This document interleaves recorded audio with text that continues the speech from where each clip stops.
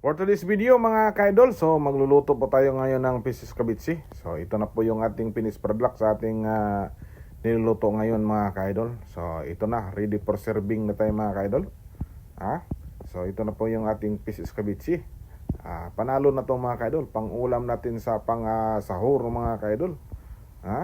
So ito na po yung nakita niyo dyan sa ating ina-upload na una mga ka-idol, ang ating lutong kinakain fish escabeche.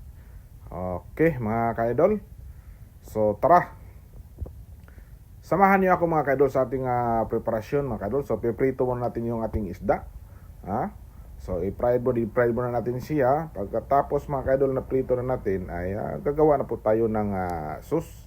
So ito po yung ating preparasyon sa ating pagluto ng sauce escabeche mga ka-idol. So tingnan na po ninyo dyan na aking niluto. So hindi ko na ipakita po lahat mga ka-idol dahil po nagluko ang ating kamera mga ka-idol. So bigla na lang nag-full storage kaya hindi natin nakuha ang lahat po mga video. Pero okay na to mga ka-idol, at least may idea kayo kung paano ako magluto ng fish escabeche.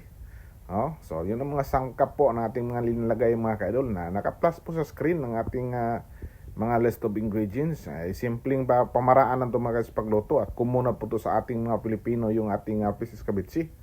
So pong estilo ko lang sa pagluto mga ka-idol, parang ganyan to mga ka-idol. Ganyan lang ating sikreto dyan sa pagluto. So importante na may kasamang pagmamahal mga ka-idol para lalong sumasarap yung ating luto. Kapag nag-aagaw ang alat, tamis o ang anghang mga ka-idol yung ating escabeche. So ito na mga ka-idol, so na-mix na po natin. Kasi hindi natin napakita ng paglagay dahil po yung nagloko ang ating kamera, hindi kumakampi sa atin. Ito, ready na po tayo mga ka-idol. So plating sa po tayo.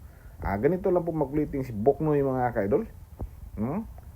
Para lang mas maganda ang ating presentation sa ating video, bigyan natin ng kunting buhay ang ating video mga ka-idol. So sana po mga ka-idol nagustuhan po yung aking video Sana hindi kayo magsawa at magbakas kayo ng comments dyan mga ka-idol sa ating mga viewers dyan. Shout out po sa lahat po ang ating mga followers, mga viewers dyan. Lagi pong nanood kayo sa aking mga video mga ka-idol. So ito na, ready for serving na tayo. Kakain na. Ito na po si Boknoy mga ka-idol.